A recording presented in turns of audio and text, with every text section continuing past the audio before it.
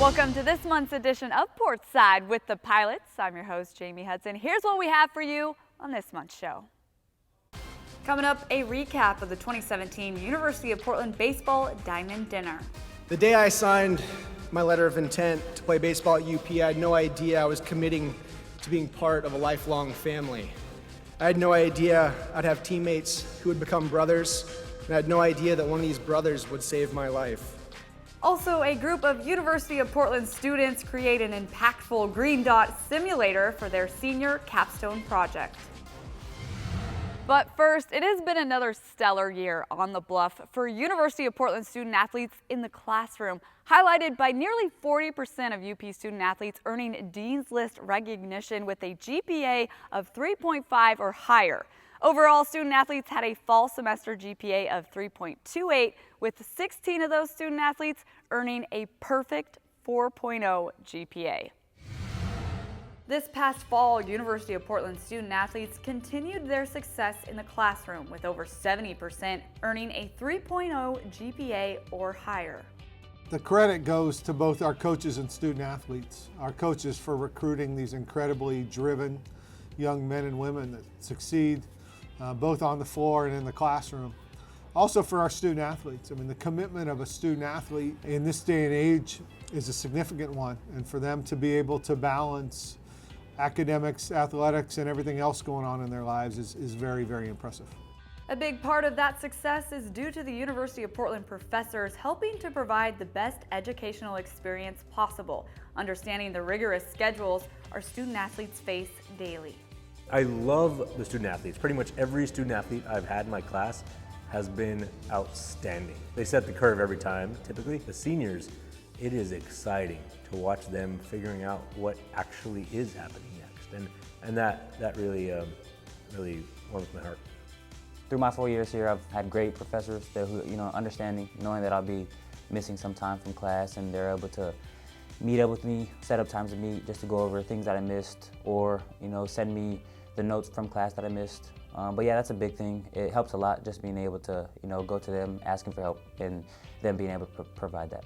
I really want to get to know my students as people, to find out where they're from, their interests and things, and especially the athletes, since they have to miss a lot of classes. I try to really have them come see me during my office hours to catch them up on the work that they miss.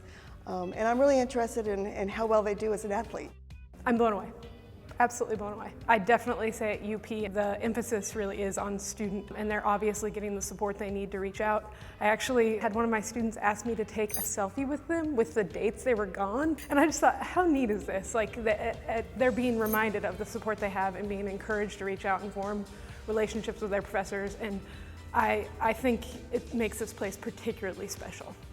The students I have here are fantastic. I love this place. And they work really hard. They ask all kinds of questions. They're extremely dedicated to their schoolwork, as well as their athletic programs that they're involved in. So this has just been a great experience for me. The women's cross-country team continues to lead the way, posting the best team GPA of the fall with a 3.72, including 21 out of 24 student athletes on the Dean's List, while making their first ever trip to the NCAA Nationals. Ian is doing a great job of recruiting really strong runners and really strong student athletes. And of course, we're students first, so that says a lot about this team. And we are all so driven on the course, off the course. It means a lot that we're able to consistently be doing well in the classroom. They are incredibly driven young women, and I think the thing that gets lost in their 3.72 fall semester GPA is there are no easy majors in that group. We have biology majors and nursing majors and engineering majors. It is truly the best of the best. Our program is focused on high-level running and very high-level academics. We want both of those things, and that's part of our recruiting process, and that's what we look for in people that we're going to add to our team. These women are the essence of the mission. Here they have expertise in two areas, athletics and academics. It epitomizes the mission of the university. We're very proud of this achievement, But if one knows those students, one isn't surprised because they're pretty amazing young women. In addition, senior Anna Farello was just honored with a prestigious NCAA postgraduate scholarship. I honestly was not expecting to be awarded the scholarship, so to have that honor is, I'm so grateful and thankful, and to be able to use it next year will be really exciting. Definitely pursuing a master's in sports psychology. UP student athletes continue to make their presence known on the Dean's List, including 4 from the men's tennis team, 4 from the men's basketball team, and over half of the women's tennis team. Being on the Dean's List means a lot to me and my mom. I'm just proud how far I've come, and also getting it towards the end of my career here. It's just, all the work that I put in kind of paid off, and then, I know it'll make my mom proud, which is, the biggest thing for me. Well, that's very huge in our culture, and when we try to continue to build on the foundation here, academics is a very important piece for us, and so it's great that we have some of the upperclassmen set that example, but you also some of the underclassmen as well continue the tradition here, understanding the importance of academics and then getting it done both on the court and in the classroom. It really starts and finishes with our head coaches in bringing young men and women onto this campus that will get the job academically, but also a credit to our student athletes. Juggling both of those crafts, we want to bring in student athletes that will succeed here, that will thrive here, that will be a value add to the classroom environment, to their majors, to their advisors, and I think that's something we've really been successful with as of late.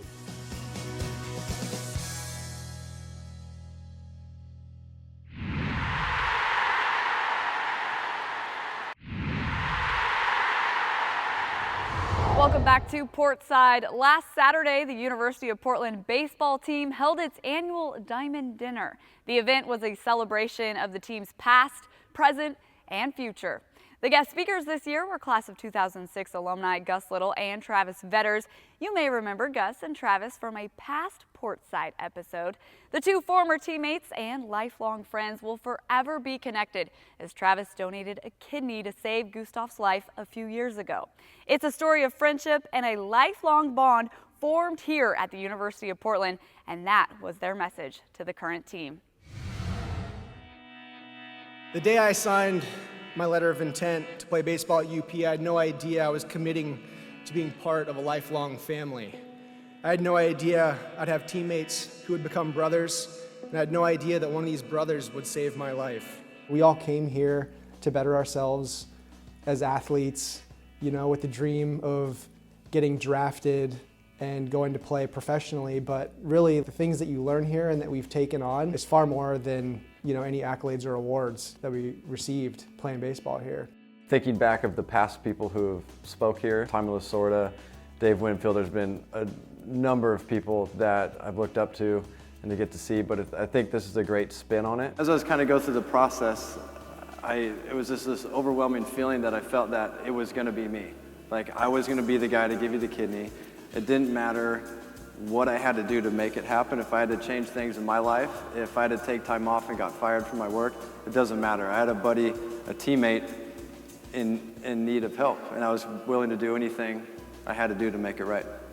We have an incredible lineage of baseball coaches here that academics and recruiting the right people were always very important to them. From obviously Joe Etzel, who is a legend in this business on a lot of levels, to Coach Polreese, to Coach Sperry, and now again one of our own in Coach Loomis. And Gus and Travis are those student athletes that we're proud to call our own, that have done well in the community, done well in their professional life, and represent the university in the right way every step of the way. When you have like Travis Vetters and Gus Little talking, it kind of reconnects everyone to the program and understands that the program runs deep through everyone who comes through. After a few other near-death experiences, some of my own and some I witnessed at dialysis, it was at this point where I became very comfortable with death, my own death. My acceptance of death as a conceivable outcome for me was ultimately taught me how to live. In December 2014, Travis went through all the required testing, and I found out he was a match. Travis would be the one to give me a kidney. And the best part was he couldn't be happier to be the one.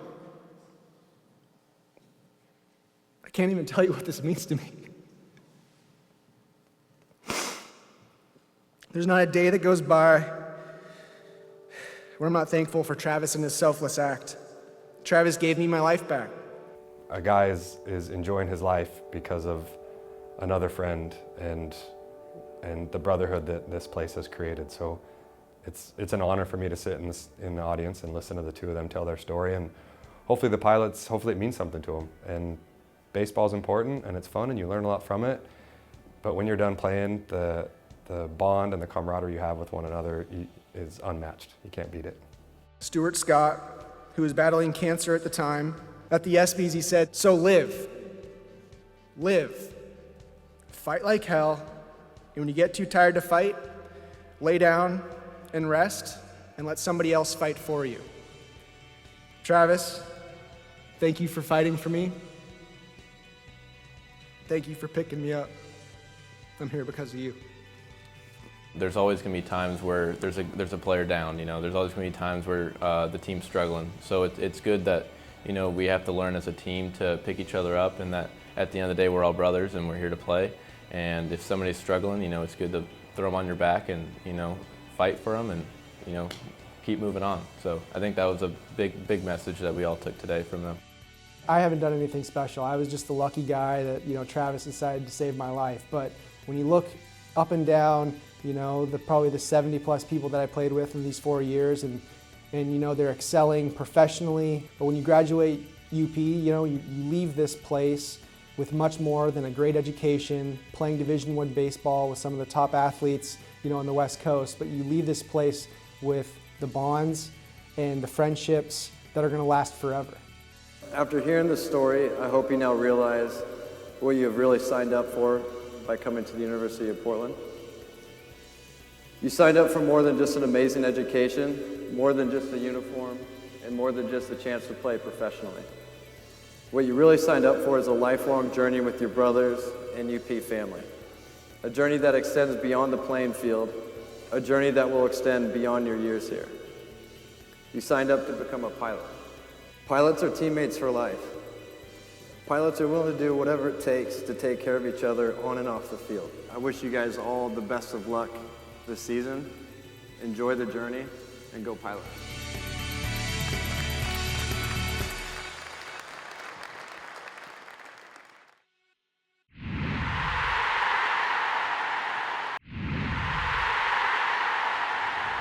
Back here on Portside with the Pilots, the University of Portland men's basketball team finished the 2016-2017 season in the quarterfinals of the West Coast Conference Basketball Championships earlier this month.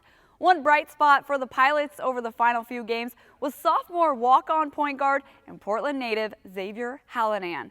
Before starting the final 7 games of the season, Hallinan had played only 7 minutes the entire season. He took advantage of his opportunity in a big way, and he played an integral part in the team's win over San Diego in Las Vegas in the WCC tournament.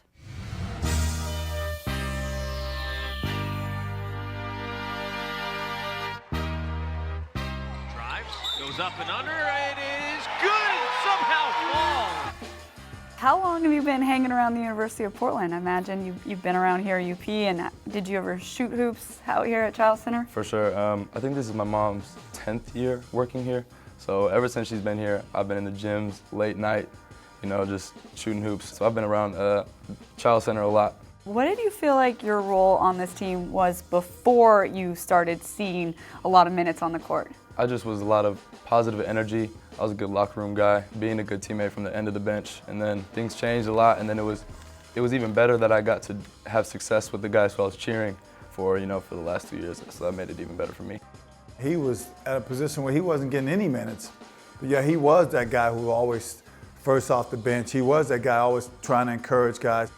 When he was given the opportunity, everybody was just rallied around. They were excited for him because all the hard work, and now to be able to see him reap some of those benefits was great, and everybody's very excited for him. Up for 3, drops it in there. 3 weeks ago, he's on the scout team, not playing at all, not even dressing out. Now he's hitting the 3 in a tournament.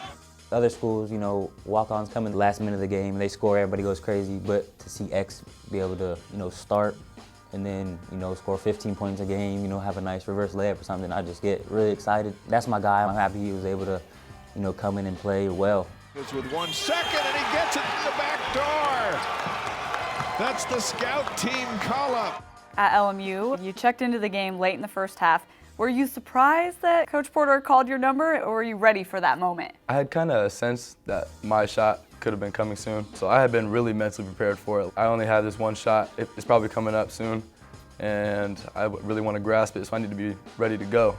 X got the call, and I was excited for him. You know, X is my guy. Just being in practice, I know he could play. I know he could help the team, and he knew it too. You know, he has that confidence about him. So when he went in the game, I knew he was going to be able to help the team out. Hallinan drives the basket up at the left hand. Got it! When you got introduced as a starter here at Childs for the first time as a pilot, what was that moment like for you?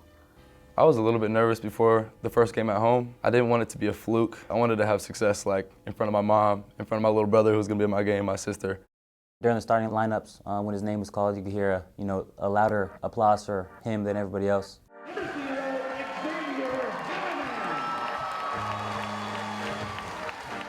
I took the first shot, and I made it, and I was super excited, and the whole bench went crazy, and I looked at him, and yeah, it was a good moment for me. On the perimeter, Hallinan launches a three, got it!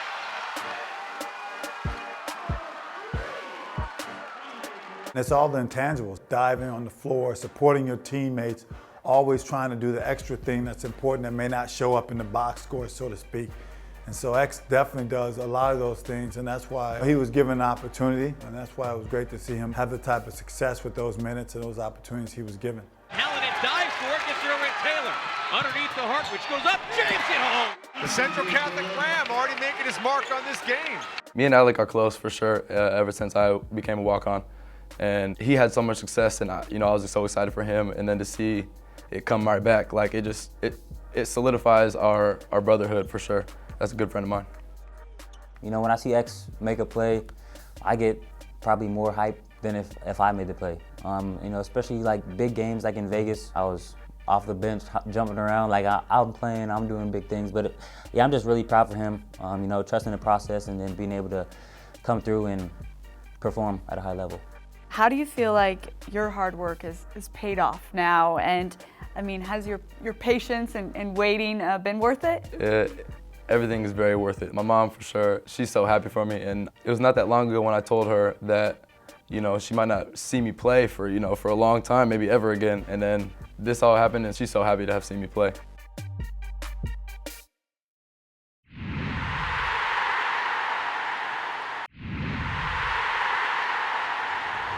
Welcome back to Portside. A group of computer science majors, including volleyball senior DJ Malevich, is working on their capstone project, which is a green dot simulator that illustrates campus safety trends for University of Portland students. The goal of the project is to help the Green Dot program be more effective in their training, creating awareness for the safety of our community.